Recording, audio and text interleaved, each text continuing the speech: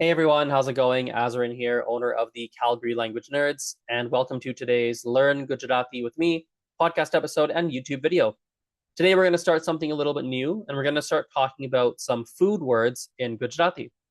The first food that we're going to cover today is called khandvi. Khandvi is one of my favorite Gujarati snacks. They are these yellow rolls. They're about this big, so not very big, quite small, and they're light. They have a melt in your mouth texture. They're silky. They're kind of tangy. They're so good. I could literally eat 50 in one sitting. Oh my God, they're so yummy. I wish I were a chef or had any remote cooking ability. I have no cooking ability. Oh my God, I'm a disaster in the kitchen. If I did, I would just be making these for you and showing you on a video format how to make them. But that is not going to happen. That is a terrible idea. So what we'll talk about today is just like, what are the main ingredients? How do we say them in Gujarati? And really help you feel closer to the Gujarati culture. Food is definitely a big way to feel closer to a culture. Okay, so the food is called khandvi. Khandvi. I highly recommend you Google this. You can see what it looks like in case you've never seen khandvi before. Khandvi. So I would say the main ingredient is chana no lot. Chana no lot. Chana is chickpea. Chana no means like of chickpeas. Lot is flour. So you're saying the flour of chana, the flour of chickpea. Chana no lot. You'll notice the N in chana in case you can't read the Gujarati script. The letter N in chana is a bit of a funny N. We're going to flip our tongue upside down and flick it really hard in our mouth. Sounds like ra, ra, ra, ra, like you're strumming a guitar with the bottom of your tongue. So chara, chara no lot.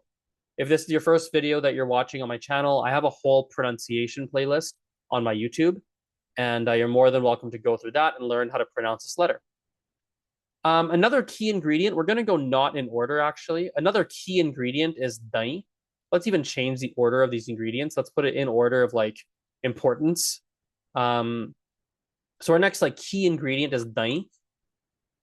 Dahi is yogurt. It's spelled dahi, but it's pronounced dahi, dahi. So chana no lot, chickpea flour, dahi, very important ingredient. Next important ingredient is water. We have water in this recipe as well. The word for water in Gujarati is pani. Pani. The N in pani is the exact same N as the N in chana. So it's kind of a funny little nasally, funny sounding N. Pani. Like that. So chana no lot, dahi, pani. I would say the next kind of main ingredient that's really important is mithu. Mithu is salt. Let's move that up here so it's in order. So mithu is salt. Pretty straightforward. Another word for mithu that maybe your family uses is nimak. Nimak. I think mithu is more common, but nimak as well does exist. Now we have other things in. There's a lot of other things you could add into khandvi that might just depend on the recipe. So definitely you're going to have chana no lot, dahi, pani, nimak. Those are for sure things you're going to have. And then depending on the recipe, you have other things you might add. So for example, hardar. Hardar is turmeric. It's pronounced hardar. That L in hardar is a funny L. We're going to flip our tongue upside down. That's what it sounds like. We're using the bottom of our tongue and flicking our tongue in our mouth. Hardar. So hardar is turmeric. If you've never had it or don't know what it looks like, it's kind of orangey in color. If you eat it raw, it tastes bitter and woody, maybe even a little bit musky. It's got a pretty strong taste, frankly. It reminds me a little bit of ginger when I eat it raw. Not that I eat it raw all the time, but if you do, that's what it tastes like. And personally, when I eat the spice just raw, I feel it really in the back of my tongue. So that hopefully, if you've never had it, that paints a picture of what that spice tastes like.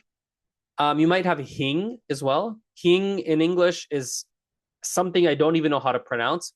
Asafoetida. Don't know how to pronounce that. It's like an off-white color. It tastes like a pungent onion, although there is no onion in it.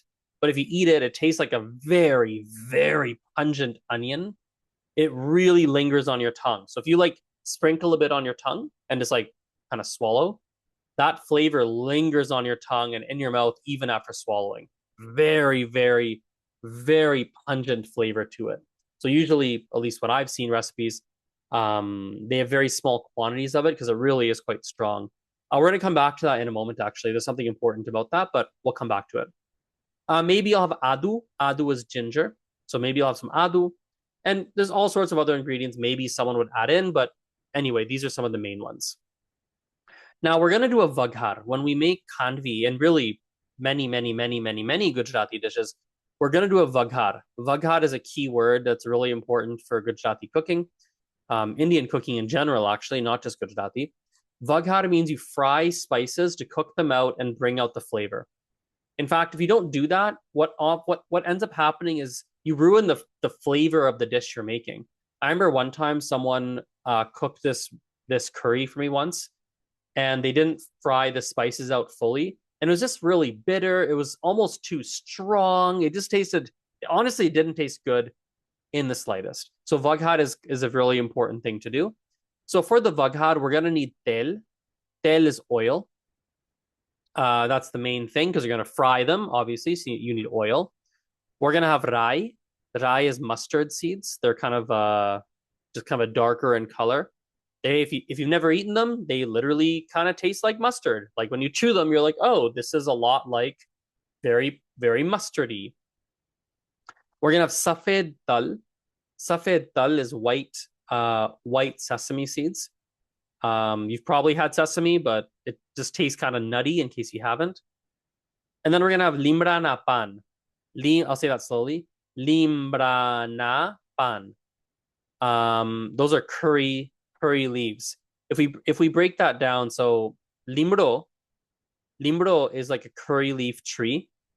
When we say limra na, it's like saying of the curry leaf tree. Pan is like leaves. So leaves of the curry leaf tree. Limra na pan. So that's a part of the vaghar. So imagine taking like some oil. We're gonna put mustard seeds. We're gonna put white sesame seeds. We're gonna put curry leaves into there, right? The oil is of course boiling, so it like starts to cook out all these spices and brings out all these delicious flavors. And the last thing for the vaghar would be lila kopranu chin.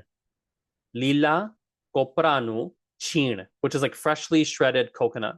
If we break this out here, we have so lila is usually green. That's kind of what that means, but you know, in this case, it's kind of like fresh because often think of it, a lot of fruits and vegetables when they're like unripe, they're green, right? So that's where that word comes from.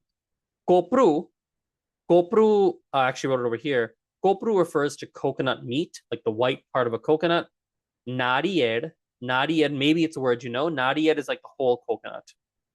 And chin is like how do you say that? It's like grated something. So the chin of a kopru is the grated flakes of the coconut of the kopru. Okay. You also might actually don't have it here, but I want to just tell you. You might have. Did I have it up here? No, I didn't. You also might have as well lila marcha. Let's add that in together. Let's just like copy paste this. We can add it in together. Copy paste. Lila marcha. Lila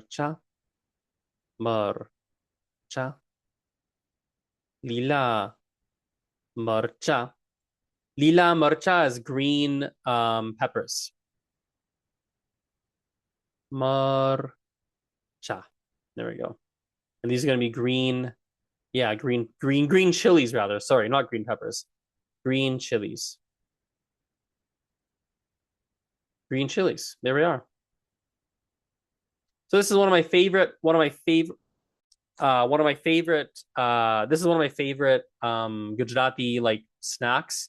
So yummy. If you've never had it, don't know what it looks like. If you don't know what it looks like, just Google it so you can see what it looks like. That's how it's spelled right there. khandvi.